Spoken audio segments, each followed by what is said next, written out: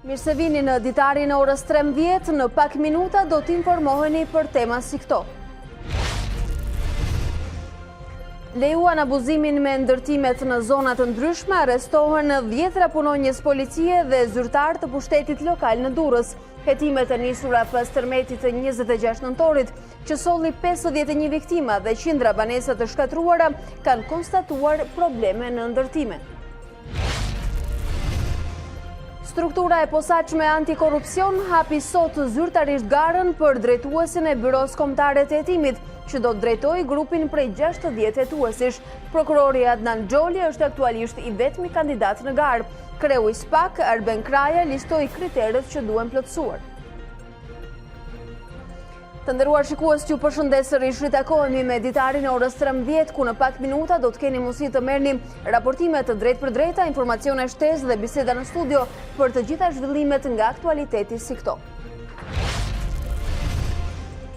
Avioni Ukrainas me 176 persona në bord u rrëzua nga një raket iraniane. Kryeministri kanadez Justin Trudeau dhe udhëheqës të tjerë botror thonë se kanë siguruar prova nga burimet e inteligjencës. Zonat e prekura nga tërmeti tragjik i 26 nëntorit ishin ndalesat e para ndeshjes së yjeve. Veteranët e Shqipërisë, Italisë, Greqisë e Turqisë takuan familjar të bufshit e Thumanës.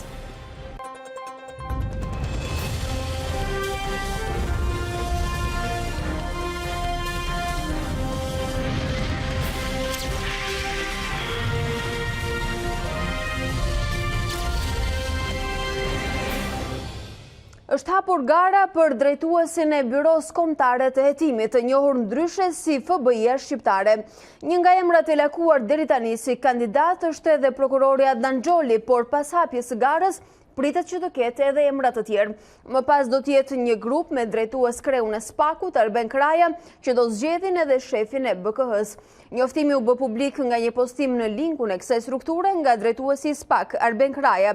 Ligji për SPAK-un liston kriteret minimale që duhet të plotësohen nga kandidatët, ku përfshihet nevoja në punë, pasuria, integriteti, arsimimi, sjellja në të shkuarën, por edhe aftësitë mendore e fizike të aplikantëve. Byroja Kombëtare e Hetimit do të ketë në përbërje 60 hetues. Oficerët shqiptar do të trajnohen në Akademinë e FBI-s në Virginia. Ndërsa Yuri Kim është gati për misionin e saj në Shqipëri. Ambasadorja e Shteteve të Bashkuara të Amerikës në vendin ton u betua para Departamentit të Shtetit, një lajm që e bëri media ambasada shqiptare atje. Yuri Kim është diplomate karriere dhe pason Donald Lu në krye të diplomacisë amerikane në Tiranë. Ajo ka shpallur si prioritete zgjidhjen e ngërçit politik dhe zbatimin e reformës në drejtësi. Në seancën e konfirmimit në Komisionin për Punët e Jashtme në Senatin Amerikan, Kim premtoi të nxiste udhëheqësi drejt zhbllokimit të ngërçit me qëllim përforcimin e perspektivës për hapjen e negociatave me Bashkimin Evropian. Fokusi vijon tek reforma në drejtësi, vetingu dhe strukturat e posaçme hetimore. Përparësi në këtë drejtim do të ketë ndihma teknike për hetimin, ndjekjen dhe ndëshkimin e korrupsionit dhe krimit të organizuar.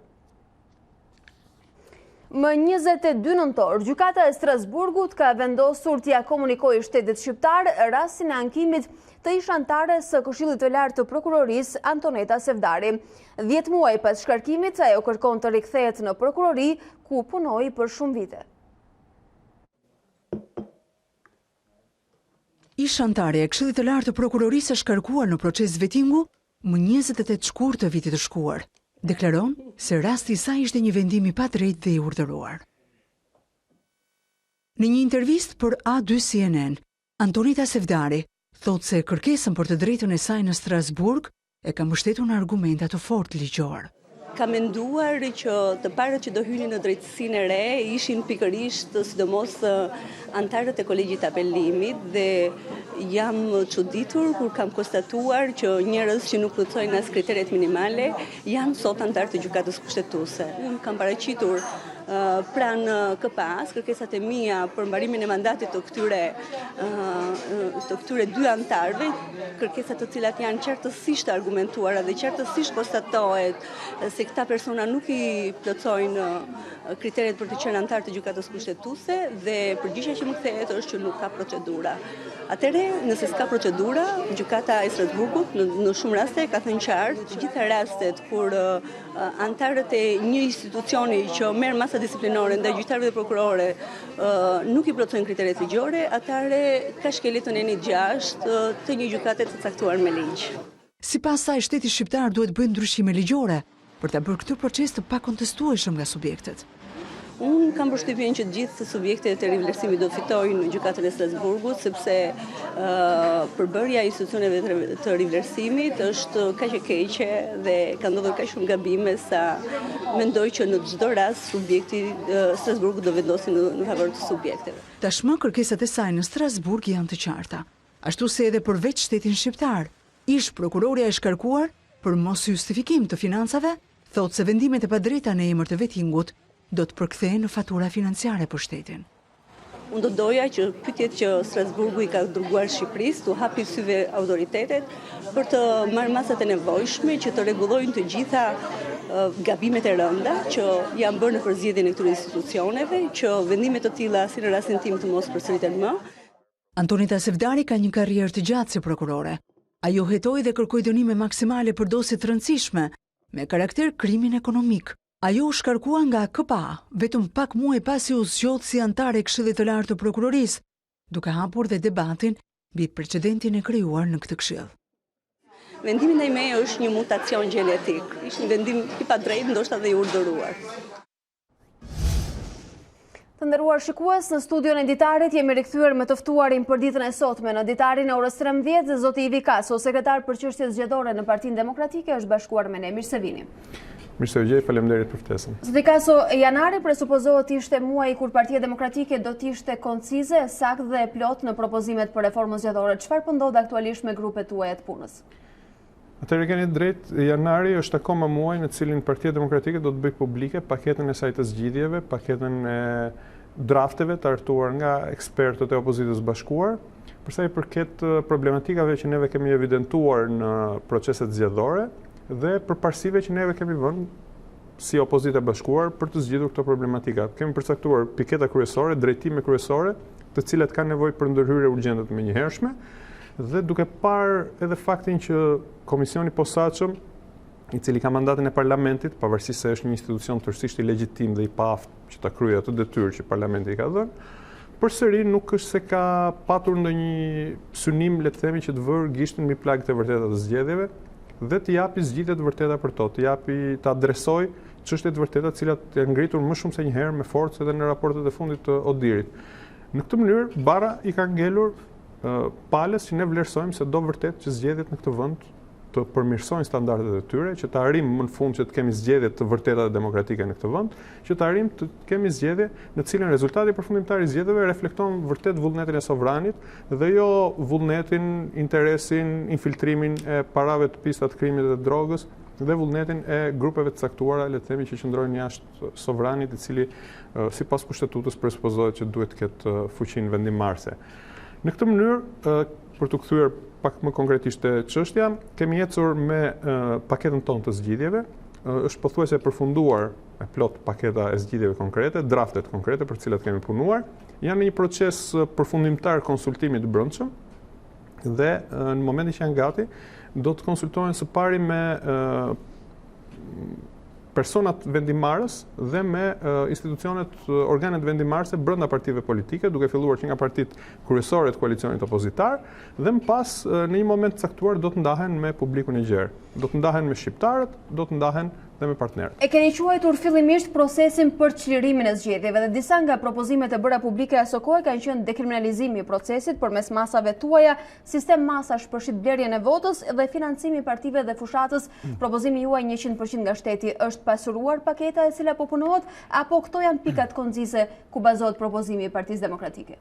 Sigurisht, këto janë drejtimet kryesore të cilat neve kemi evidentuar dhe janë prezantuar me platformën tonë për çlirimin e zgjedhjeve dhe në këto drejtime është punuar fort.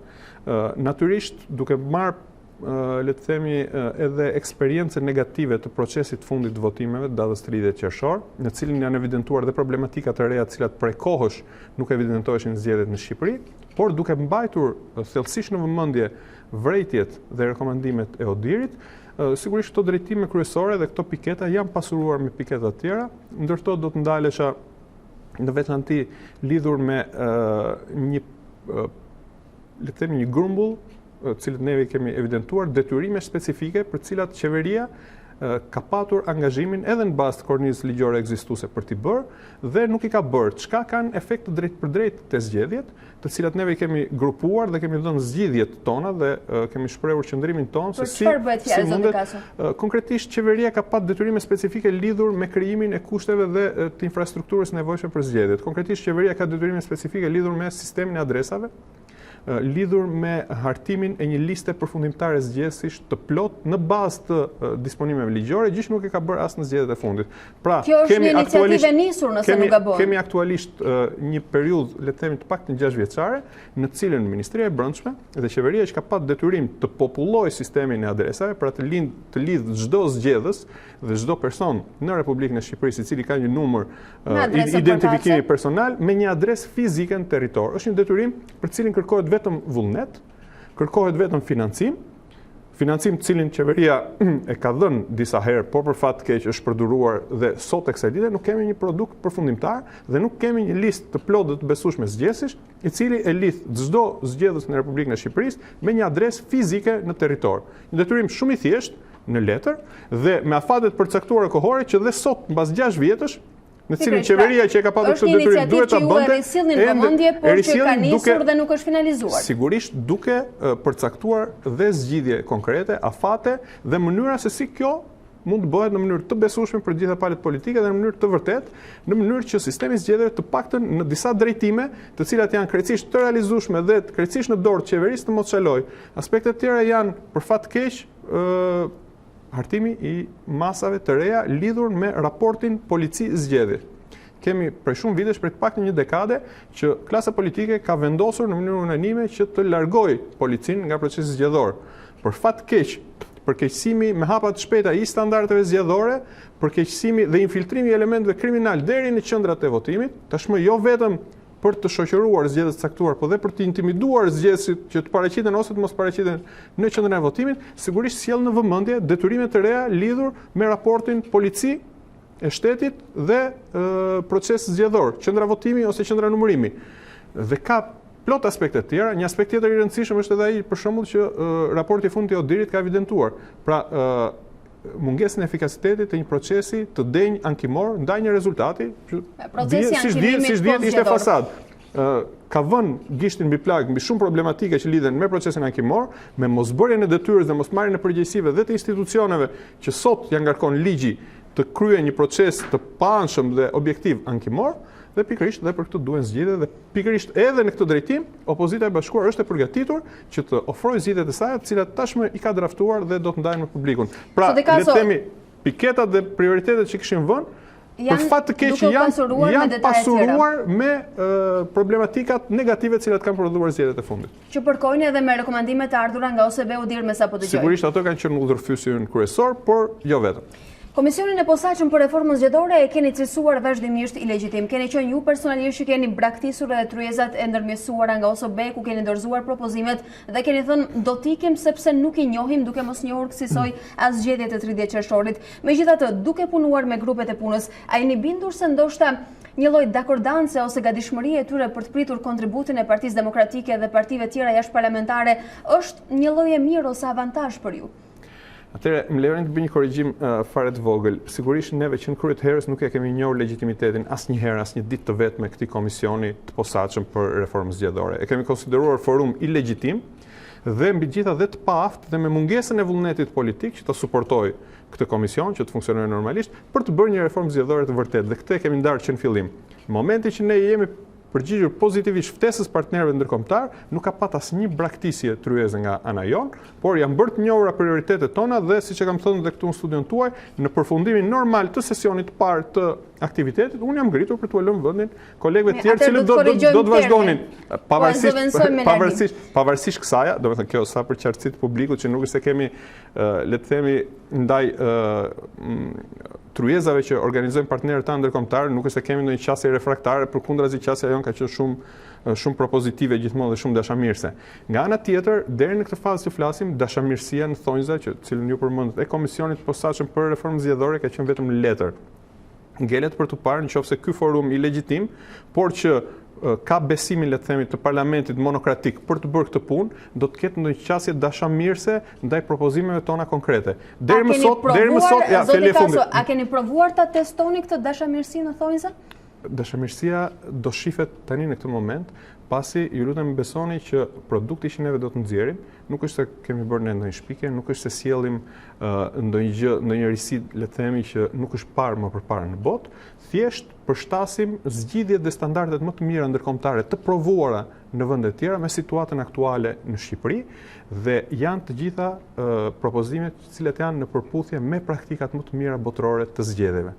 Qëndrimi i këtij komisionit posaçëm ndaj propozimeve tona ka për të qenë testi i provës për të parë se cila nga palët politike do vërtet një reformë që të na shërojë ca nga plagët e zgjedhjeve në Shqipëri dhe cila do thjesht vetëm të bëj politikë duke ngritur, le të themi, edhe argumente ose qasje të tjera të cilat e zhvendosin vëmendjen e publikut nga problematikat e vërteta të zgjedhjeve, siç është, le të themi, edhe debati mbi sistemin që ha 90% të kohës të vëmendjes publikut duke zhvendosur fokusin nga problemet. Do të mbetemi për pak sekonda këtu pa e zhvendosur fokusin, megjithatë për ta qartësuar. Tashmë jo për herë të parë, por me zë më të lartë janë edhe organizatat shoqërisë civile, 50.000 firma plus, edhe disa deputetë opozitës së re që mbështesin prekjen dhe sistemin.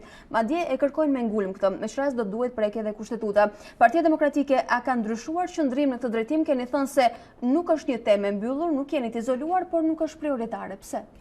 Atëre, qëndrimi i Partisë Demokratike ka qenë konsekuent dhe vazhdon të jetë konsekuent, madje qëndrimi i gjithë opozitës bashkuar, pasi dhe ditët e fundit janë artikuluar dhe zëra të ndryshëm brenda opozitës bashkuar, të cilët kanë përkrahur këtë qëndrim parimor të Partisë Demokratike dhe ka qenë që problemi i sotme i zgjedhjeve në Shqipëri lidhet veçanërisht me tëmeta ose me keq përdorim të procesit zgjedhor.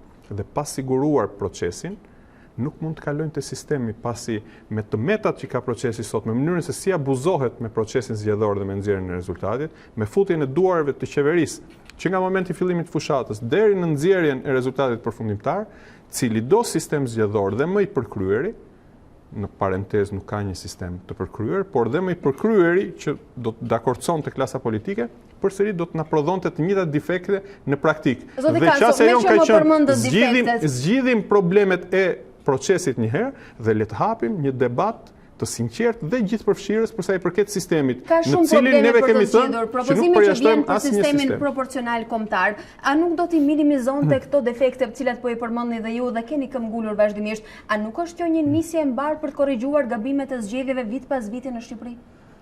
Unë nuk besoj personalisht, mund të jap një përgjigje si sekretar për çështjet zgjedhore dhe si ekspert për aq sa unë i njoh çështjet e zgjedhjeve dhe çështjet e sistemeve, nuk mundet që të kalojmë, domethënë, pa adresuar A-n, B-n dhe C-n të kalojmë te Z-ja. Sigurisht, çështja e sistemit është një çështje me rëndësi kardinale, por për sa i përket disa vlerave më të mëdha në një shoqëri demokratike, se sa interesa thjesht dhe vetëm të ngushta që një parti e caktuar ose një subjekt i caktuar në një moment caktuar politik të futet në parlament, ose qoftë edhe një individ i caktuar, qoftë edhe unë për shembull, që mund të kem në një moment caktuar një farë vizibiliteti, qoftë në media ose qoftë një farë reputacioni, cilin dua ta shfrytëzoj në një moment caktuar të futem në parlament. Sistemi zgjedhor nuk bëhet as për të futur partinë në parlament, as më pak për të futur individ në parlament, po për të ruajtur ca vlera të tjera të një shoqërie demokratike dhe të legitimitetit të institucioneve që zgjedhet për transparencë, korrektese dhe zgjedhje të njerëzve që njerëzit duan t'i shohin tek i përfaqësojnë në atë parlament nesër. Në qoftë se këto janë interesa kaq të ngushta, pse duhet cënojnë subjektet politike të mëdha dhe të konsoliduara si Partia Demokratike? Nuk cënojnë, absolutisht neve nuk e kemi përjashtuar. Sepse kjo është ideja që krijohet, madje këto ditë ju kanë akuzuar se keni dalë edhe në krah të kryeministrit të mazhorancës për idenë e mosprekjes së sistemit. Ne si forcë politike nuk e kemi përjashtuar asnjëherë, madje nëse ju mund të nxjerrni të bëni publik dokumentin i cilin ne kemi bërë publik në tryezën e parë të OSBE-s të 25 shtatorit, nëse nuk gabohem si datë, një nga pikat kryesore është hapja e një debati gjithëpërfshirës për sistemin, një debati të sinqertë, një debati që nuk iniciohet nga këto interesa të ngushta, por nga një mirë madhore, dhe le të flasim për defektet e sistemit të tanishëm dhe cili sistem është më i mirë se sa ky i tanishëm dhe ta ulemi ta implementojmë, por nuk mund të tërhiqet, besoj unë, asnjë lloj debati publik duke u iniciuar nga interesa të ngushta, shpeshherë edhe personale, shpeshherë edhe legjitime, se subjektet që vinë, që janë jashtë skenës politike, sigurisht do ngulmojnë dhe do të reklamojnë atë çka u intereson më shumë. Një sistem në favor të gjithë secilit. Por ne besojmë që plaga më e madhe, dhe e themi më të madhe këtë, pavarësisht se siç thatë ju, ndoshta mund të jemi etiketuar me pa drejt si mbështetës kryeministrit, plaga më e madhe e zgjedhjeve sot nuk është që është sistem proporcional rajonal me listat mbyllura në këndvështrimin tim dhe modest, por ndërhyrja, le të themi, gjithmonë e më shumë invazive e qeverisë, e majorancës, infiltrimi i parave të krimit organizuar dhe të drogës, mungesa e transparencës në financimin e partive politike, presioni që ushtrohet mbi zgjedhësit, deformimi i rezultateve edhe në qendrat e votimit dhe mungesa e një sistemi ankimor, pastaj vërejtje lidhur me listat aktuale janë pengi preferencave të kryetarëve, sepse ky është shqetësimi i cili artikulohet së fundmi. Po nëse do të ishte vetëm ky shqetësimi, unë do të isha i lumtur që të jepja një përgjigje këtij shqetësimi dhe besoj që përgjigjja e këtij shqetësimi nuk është ndryshimi i sistemit, pasi me çfarë do lloj sistemi të provuar më parë në këtë vend dhe që ngelet për të provuar në këtë vend, me sa di unë gjithmonë listat të cilat janë paraqitur, qoftë edhe me majoritar të pastër, qoftë edhe me proporcional kombëtar, siç ishte korrektimi proporcional i sistemit majoritar që kishin para ndryshimit të këtij sistemi, paraqiteshin me firmën e kryetarit të partisë. Si na e shmang neve influencën ose keq përdorimin, le të themi, të pozitës së një kryetari partie, ndryshimi i sistemit kur përsëri listat me sistemin e ri që do të paraqiten dhe do t'u jepen edhe shtetasve, le të themi, për të shprehur pëlqimin e tyre, dalin me firmën e kryetarit të partisë. Do të kemi një avantazh se në listën me 10-20 persona ne do të zgjedhim ato që do duam të na përfaqësojnë. Për të qenë më realist, neve në dokumentin tonë kemi përmendur, kemi thënë nëse problemi dhe e keqja më e madhe që i vishet këtij sistemi është keq përdorimi, le të themi, i pozitës shumë të fuqishme që kanë kryetarët e partive në Shqipëri, të gjitha subjekteve politike, dhe mungesa e demokracisë dhe mos funksionimi i institucioneve të brendshme të partive, atëherë mos duhet të zgjidhim këtë më përpara? Dhe ka mekanizma se si kjo mund të zgjidhet edhe pa prekur sistemin.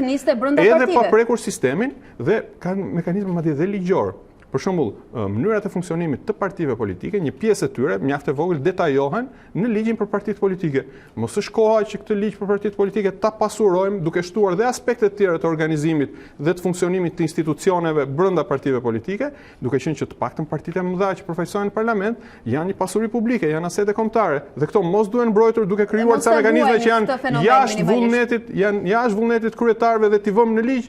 Atëherë, për shembull, po i marr kot një hipotezë. Çfarë të keqe do të kishte, për shembull, nëse kjo do të ishte kritike vetme, që nuk është kjo e sistemit aktual. Absolutisht jo. Firmën e ka në dorë kryetari i partisë X, Y apo Z, që nëse do të vinin parashikim ligjor në ligjin për partitë politike, që listat mos bëhen publike ditën e fundit, po të bëhen publike 6 muaj para, fjala vjen.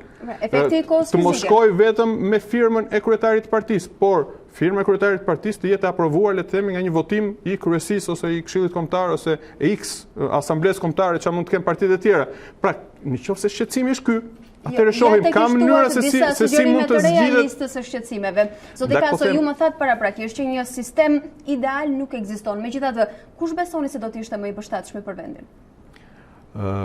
Pyetja është pyetje $1 milion, me thënë drejtën. Nuk është se nuk kam idetë e mia dhe preferencat e mia, por duhen parë moment historik në cilin do të mund të implementojë. Një sistem, besoj, mjaft i mirë dhe i pranueshëm, i cili dhe është artikuluar, qoftë edhe nga kryetari i partisë tonë, i cili ka qenë ai majoritari të pastër, sigurisht është një sistem që është sistemi që në cilin zgjedhësi e ka më afër përfaqësuesin e vet, të cilin e zgjedh, dhe i cili siguron më shumë lidhjen e atyre që kanë votuar me personin i cili i përfaqëson dhe dhënien e llogarisë nga ky i fundit te konstituenca e tij, pra te pulli i cili e ka zgjedhur. Por në kushtet aktuale, në kushtet kur pushteti vendor për shembull dominohet masën 100%, është grabitur në datën 30 qershor dhe dominohet masën 100% vetëm nga partia nga partia shtet do thoshja tani, nga partia e cila i ka të gjitha pushtetet në këtë vend, sa implementueshëm ose sa realisht mund të jetë. Pra duhet ndarë pëlqimi teorik me një, unë personalisht do të isha më shumë për një majoritar të pastër 100%. Personalisht. Por unë ju falenderoj që ishit sot këtu. Faleminderit juve.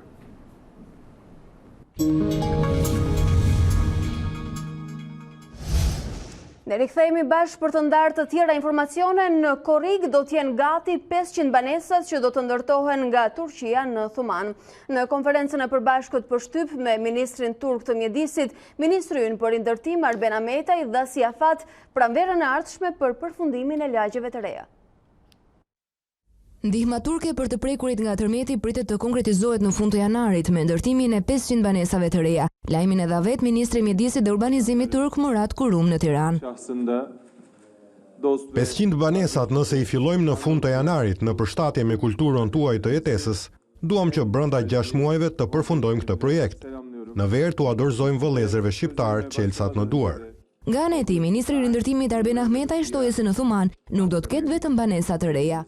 Të shoqëruar me ambiente komerciale dhe mundësisht dhe me 2 ambiente të rëndësishme publike, dhe jemi duke folur për shkollën dhe mundësisht për ndërtesën e bashkisë së Thumanës. Pranvera e ardhshme shihet nga qeveria si një afat për përfundimin e lagjeve të reja. Deri në fund të vitit, të gjithë familjet në fshat të jenë në shtëpitë e reja.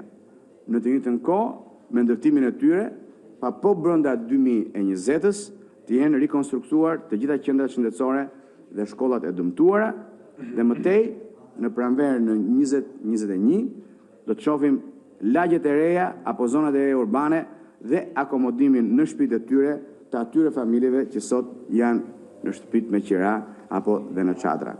Javën e ardhshme, tha Ahmetaj, do të bëhet funksionale dhe platforma online pranë çdo bashkie për të gjitha shërbimet ndaj atyre që janë prekur nga tërmeti 26 nëntorit. Presidentja e Komisionit Evropian, Ursula von der Leyen, shprehu mbështetjen e saj për të ndihmuar në rimëkëmbjen e Shqipërisë pas tërmetit të 26 nëntorit. Në një konferencë të përbashkët me kryeministrin e Kroacisë, vendi i cili mban presidencën e radhës së Bashkimit Evropian, von der Leyen njoftoi datën e mbajtjes së konferencës së donatorëve. Jemi të lumtur që konferenca e donatorëve për Shqipërinë do të mbahet më 17 shkurt, që vjen pas tërmetit të tmerrshëm. Do përpiqemi të ndërtojmë Shqipërinë pas tërmetit, është një mesazh i qartë nga ana jonë sa i përket kësaj çështje, u shpreh presidentja e Komisionit Evropian. Ndërkohë, presidenti francez Emmanuel Macron njoftoi në fund të vitit kaluar se kjo konferencë do të mbahej në janar, por siç duket është shtyr për në muajin shkurt. Presidenti i Kosovës Hashim Thaçi dërgon sërish letër Albin Kurtit. Kreu i shtetit kërkon nga lideri i vetëvendosjes që të tregojë nëse pranon ose refuzon të mandatohet si kryeministër për të mos vonuar formimin e qeverisë së re. Presidenti i Kosovës Hashim Thaçi ka drejtuar sërish një letër zyrtare e lëvizjes vetëvendosje që fitoi zgjedhjet e 6 tetorit.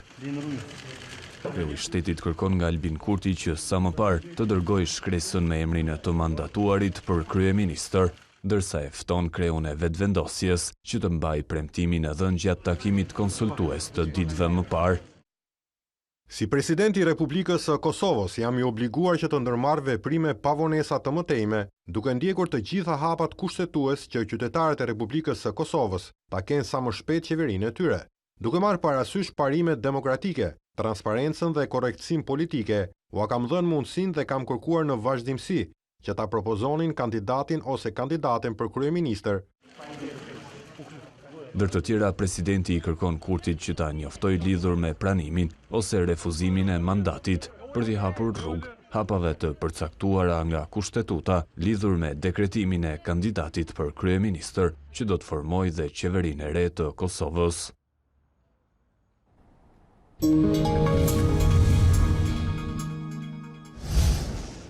Avioni Ukrainas me 176 persona në bord u rrëzua nga një raket iraniane. Kryeministri kanadez Justin Trudeau dhe udhëheqës të tjerë thonë se kanë siguruar prova nga burimet e inteligjencës. Ishte një raket iraniane ajo që rrëzoi avionin Ukrainas me pasagjerë pranë Teheranit, Pohimi tragjik erdhi nga një sërudhëheqësi perëndimor, të cilët i referohen të dhënave të inteligjencës. Kryeministri kanadez Justin Trudeau tha se kishte siguruar informacione nga burimet të ndryshme që sugjeronin se avioni ishte qelluar me shumë gjaz gabimisht nga një raketë tokajër. Autoritetet kanadeze dhe britanike kërkuan një hetim të plotë për zbardhjen e rrethanave të ngjarjes.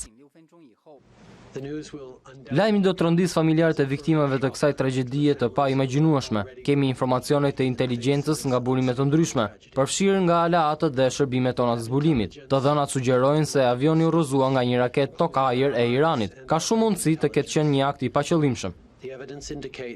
Mes 176 personave që gjendeshin në bordin e avionit ukrainas, 63 ishin kanadez, por Irani refuzon të pranojë autorsinë e ngjarjes.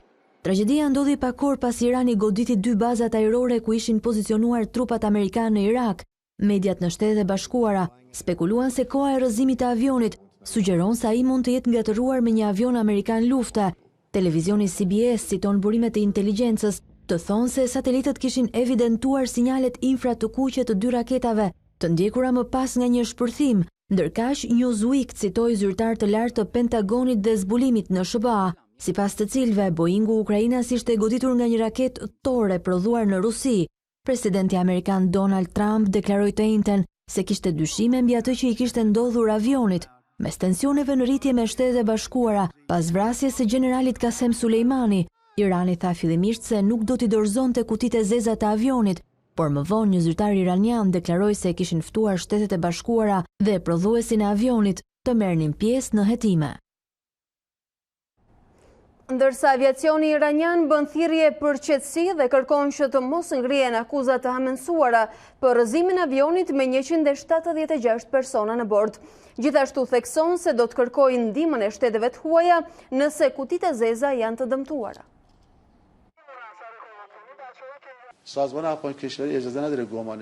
Organizatës kombëtare të aviacionit nuk i lejohet të bëj hamendësime.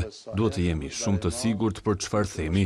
Arsyeja e rrëzimit nuk është ende e qartë për ne, por sigurisht asnjë raket nuk e ka goditur avionin. Nëse për ndonjë arsye kutitë e zeza janë të dëmtuara, ne sigurisht që do të kërkojmë për ndihmë tek shtetet e tjera. Kjo është një procedurë normale që zhvillohet në të gjithë botën. Dhoma e përfaqësuesve në Shtetet e Bashkuara miratoi një rezolut që kufizon aftësitë e presidentit amerikan për të sulmuar Iranin. Pa miratimin e Kongresit, nga ana tjetër rezoluta nuk është detyruese dhe ka pak gjas të marrë dritën jeshile në Senatin e kontrolluar nga republikanët. Dhoma e përfaqësuesve miratoi një rezolutë e cila synon të kufizojë aftësinë e presidentit për të ndërmarrë veprime ushtarake ndaj Iranit pa aprovimin e Kongresit. Në favor të rezolutës ishin 224 ligjvënës, ndërsa kundër votuan 194 të tillë. Rezoluta kërkon që presidenti të mos përdor forcat amerikane kundër Iranit nëse Kongresi nuk ka shpallur luftë ose nëse nuk ka dhënë miratim ligjor, apo derisa një veprim i tillë ushtarak është i nevojshëm për të mbrojtur kundër një sulmi të menjëhershëm ndaj Shteteve të Bashkuara.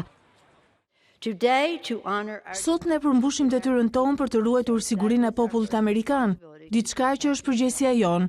Nëse Kongresi nuk merr masa të mëtejshme, aksionet ushtarake të administratës kundër Iranit duhet të marrin fund. Në një deklaratë të mëhershme, kryetaria e Dhomës së Përfaqësuesve Nancy Pelosi kritikoi presidentin amerikan për vrasjen e komandantit të forcave iraniane Quds, Qasem Sulejmani, pa u këshilluar me Kongresin. Ajo e quajti sulmin ajror një veprim provokues dhe jo proporcional, që rrezikonte trupat dhe diplomatët amerikan. Zëdhënësi e shtëpisë së bardhë Hogan Hidley e cilësoi rezolutën e sejntes të gabuar dhe qesharake. Rezoluta nuk është detyruese dhe vështirë që do të sigurojë votat e mjaftueshme në Senatin e kontrolluar nga republikanët.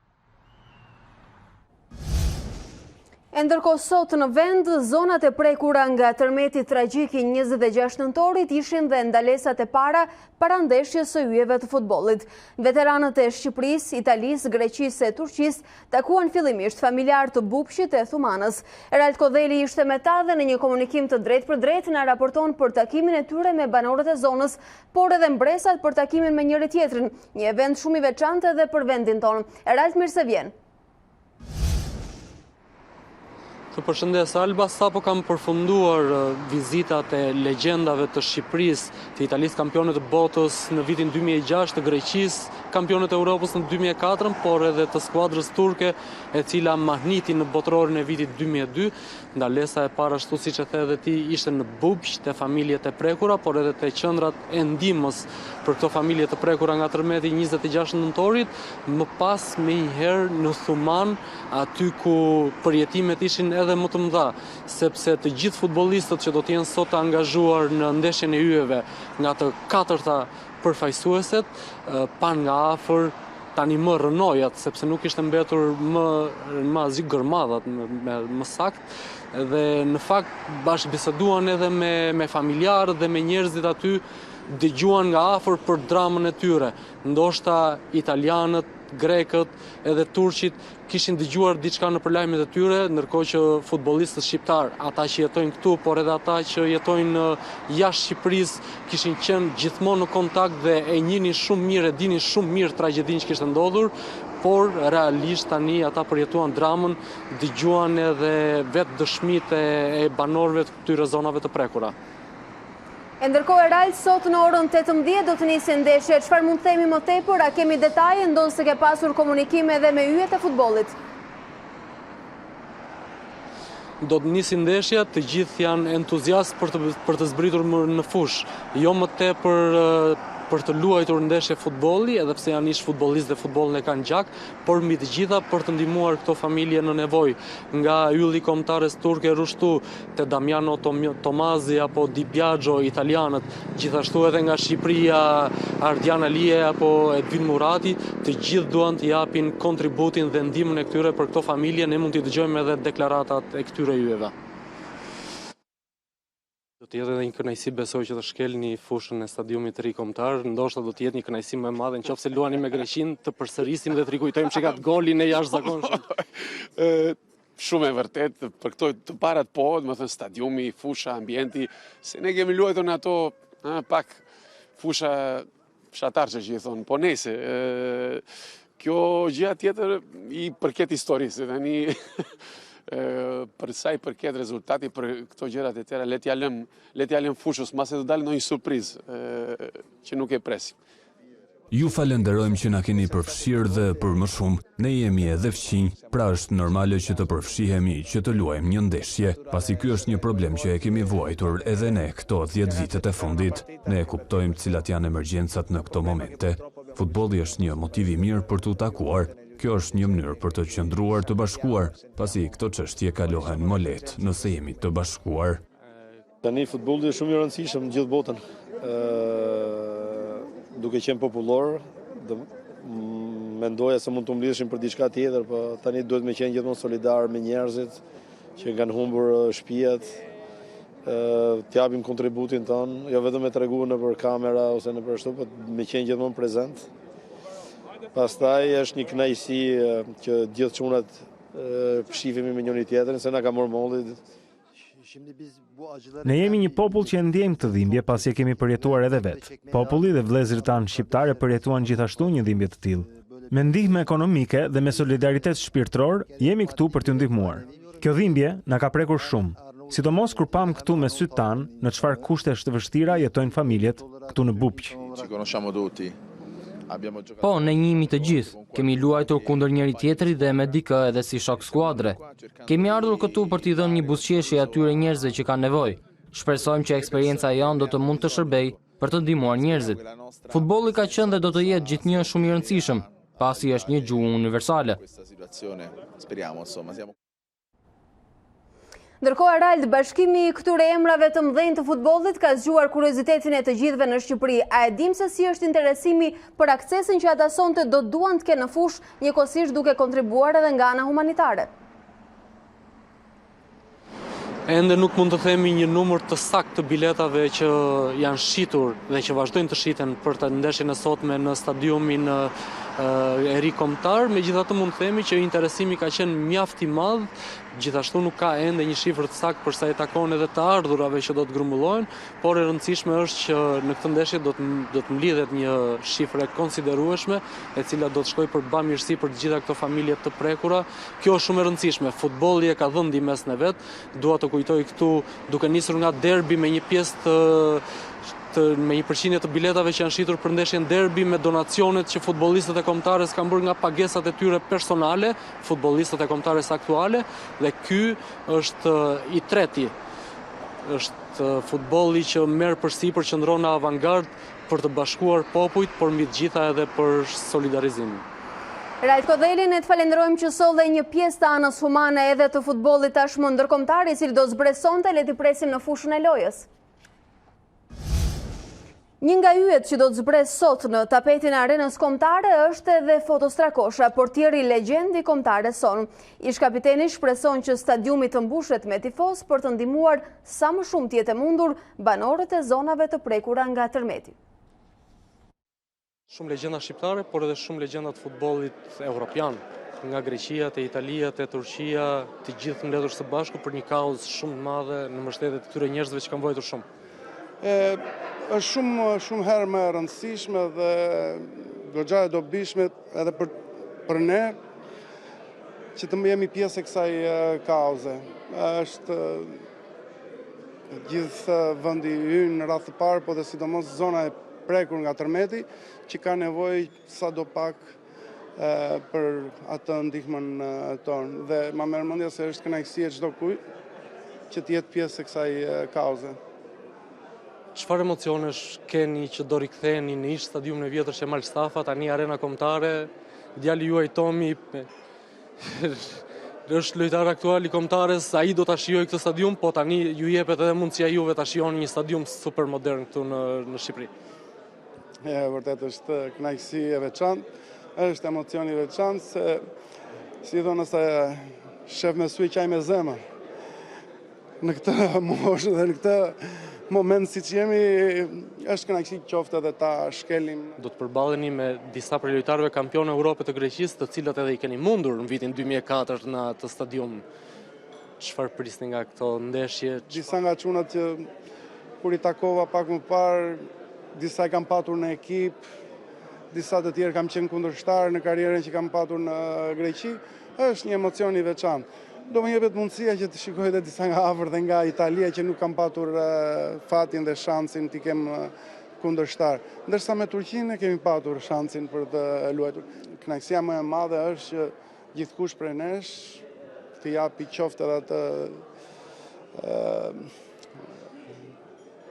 me prezencën e vet mundësinë për të ndihmuar sadopak familjet e prekura nga tërmeti. Jorgos Karagunis dhe Dimitris Papadopoulo, dy prej yjeve të Greqisë kampionet e Europës, kthehen në Shqipëri për herë të parë prej humbjes së shtatorit të 2004-s. Këtë herë për një kaos të mirë, por me kujtime të freskëta nga ajo ndeshje, madje duke shpresuar se atmosfera do të jetë sërish e zjarrt, këtë herë për të ndihmuar familjet e prekura nga tërmeti. 15 vjet më pas, veteranët e Greqisë kampione Europe në vitin 2004 kthehen në të njëjtin stadium, që më parë quhej Kemal Stafa, ndërsa tani është bërë impjanti më modern në Shqipëri. Aty ku pësuan humbjen e parë pas kurorëzimit si skuadra më e mirë e kontinentit, dy protagonistë asaj sfide ishin Jorgos Karagunis dhe Dimitris Papadopoulos. Kthehem në Tiranë pas 15 viteve. Më duket tërësisht e ndryshuar dhe më bëhet qefi që e shoh kështu. Kemi ardhur për një ndeshje bamirësie, sapo na propozuan për të qenë të pranishëm, tham me njëherë po. Është e domosdoshme prania për kauza të tilla. Futbolli nuk ka kufi dhe gjithmonë duhet ta ndihmojmë njëri tjetrin. Dy prej yjeve të Greqisë të asaj kohe kujtojnë mirë ndeshjen e humbur 2-1 në Tiranë, mes atmosferës së zjarrt. Karagunis shpreson se do të gjejë të njëjtin entuziazëm, por këtë herë për të mbështetur familjet e prekura nga tërmeti. Ka kaluar kohë nga viti 2004. Kemi ardhur për diçka krejt të ndryshme, duam të ndihmojmë. Jemi të gëzuar që jemi pjesë e këtij turneu. Nuk ka problem që atmosfera të jetë zjarrt si në 2004, pasi ishte nevojshme që njerëzit të harrojnë atë që përjetuan gjatë tërmetit dhe ne jemi të lumtur të japim kontributin ton. Kur Luan dëshiron gjithmonë të fitosh, edhe ne duam të fitojmë. Kam parë listat e skuadrave të tjera të cilat janë shumë të forta dhe do të mundohemi të bëjmë më të mirën që ta fitojmë trofeun. E mbaj mend atmosferën në vitin 2004. Ishte shumë e zjarrt dhe ishte një ndeshje e vështirë, por ndodhemi këtu për një arsye tjetër. Jemi të lumtur që ndodhemi për të mbështetur njerëzit, për një kauzë të mirë. Do të luajmë dhe shpresojmë të fitojmë. Por çfarëdo që të ndodh, e rëndësishme është të ndihmohen njerëzit që vuajtën pasojat e tërmetit. Dëshirojmë që të vinë sa më shumë spektatorë, në mbështetje të familjeve që humbën të afërmit e tyre, për t'i mbështetur psikologjikisht, por edhe ekonomikisht. Ndeshja e yjeve me sloganin Buzëqesh jetës do të luhet sot prej orës 18. Në këto momente do të ndjekim një prononcim të Gazmendbardhit nga selia e Partisë Demokratike. Kandidatit trafikante Edi Ramës në Shkodër, Agim Kajmakut, kandidatit falsifikator të Edi Ramës në Vorë, Mark Babanit, kandidatit hajdut të Edi Ramës në Vaun e Dejës, nuk janë raste të izoluara. Një pjesë e mirë e përfaqësuesve të Edi Ramës në bashki të ndryshme të vendit kanë probleme me drejtësinë për shkak të kaluarës së tyre kriminale ose për lidhjet e tyre aktuale me krimin. Ajo çfarë i lidh bashk të gjithë këta kandidat për kryetar bashkie, që e morën pushtetin me dhunë, është Edi Rama, prioriteti i cilit është të mbrojë dhe promovojë çdo që i shërben pushtetit të tij kriminal. Njësoj si për Valdrin Pjetrin, Agim Kajmakun, Mark Babanin, Edi Rama e di se edhe qërim Ismailaj i bashkisë së Mallakastrës ka falsifikuar formularin e dekriminalizimit dhe duhet largohet menjëherë dhe të shkojë përpara drejtësisë. Edi Rama e di se i përzgjedhur i tij për Mallakastrën ka probleme me drejtësinë greke dhe se ka fshehur të vërtetën. Ky është një fakt që Edi Rama e di shumë mirë, po përpiqet të blejë kohë për kriminalin tjetër që është zbuluar në bashki, këtë herë duke falsifikuar edhe dokumentat shtetërore, siç është formulari i dekriminalizimit. Strategjia e Edi Ramës për të mbrojtur kriminalin Qerim Ismailaj me betimin se ai nuk është i dënuar dhe as i dëbuar nga Greqia, nuk ka asnjë vlerë. Ajo është një strategji e dështuar që do të ketë vetëm një përfundim. Edi Rama do të largohet me turp si kryeministër, i cili ofron vetëm një fakt për qytetarët, bashkëpunimin me krimin. Ashtu si kundër edhe premtuam 2 ditë më parë, sot do të publikojmë dokumente zyrtare dhe të pakundërshtueshme që provojnë se Qerim Ismailaj apo Edi Rama i Mallakastrës është person me rekorde kriminale. Sipas vërtetimit me numër protokolli 405 të prokurorisë pranë gjykatës së shkallës së parë Athinë, Edi Rama i Mallakastrës, Qerim Ismailaj, rezulton i dënuar me 3 vjet burgim nga gjykata e Kios më datë 25 shkurt të vitit 2000. Ai është dënuar për kryerjen e veprimeve të dhunshme, plagosje dhe rrahje dhe nuk e ka vuajtur dënimin për shkak të mosgjetjes në territorin grek. Sipas ligjit të dekriminalizimit, Qerim Ismailaj nuk mund të ushtrojë asnjë funksion publik, aq më pak të jetë kandidat për kryetar bashkie. Ai është subjekt ndalimi sipas ligjit për dekriminalizimin dhe duhet menjëherë të procedohet penalisht për falsifikimin e formularit të dekriminalizimit. Sot nuk është koha për mashtrime, sot është koha për veprim nga organi i prokurorisë, është koha që ligji të veprojë. 3 vjet heqje lirie në territorin grek për akuzën e plagosjes dhe rrahjes, ka qenë ky dokument i ardhur nga shteti grek, të cilin e ka siguruar dhe publikuar ditën e sotme Partia Demokratike për kryebashkiakun socialist të Mallakastrës, Qerim Ismailaj. Sipas Partisë Demokratike, tashmë rasti i 4, i cili deklarohet nga ana e tyre duke u denoncuar si deklarimi rem në formularin e dekriminalizimit. Bashkë kemi arritur në fund të ditarit orës 13, por fillimisht shohim zhvillimet kryesore. Struktura e posaçme antikorrupsion hapi sot zyrtarisht garën për drejtuesin e Byros Kombëtare të Hetimit që do të drejtojë grupin prej 60 hetuesish. Kreu i SPAK, Arben Kraja, listoi kriteret që duhen plotësuar. Ambasada amerikane bën thirrje për aplikim.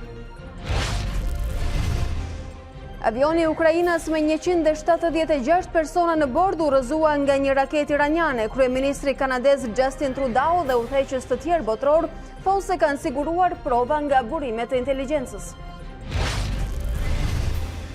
Zonat e prekura nga tërmeti tragjik i 26 nëntorit ishin ndalesat e para ndeshjes së hyjeve të futbollit. Veteranët e Shqipërisë, Italisë, Greqisë e Turqisë takuan familjar të bufqit e Thumanës. Zonja dhe zotri, kjo ishte gjithçka e përgatitur për ditarin e orës 13. Unë ju falenderoj që na ndoqët.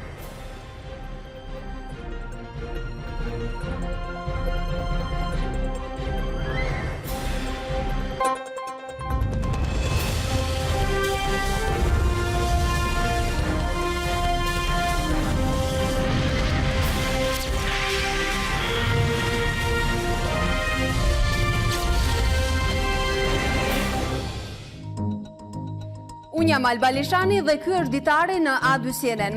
Për të parë të gjitha videot e Ditarit, klikoni subscribe.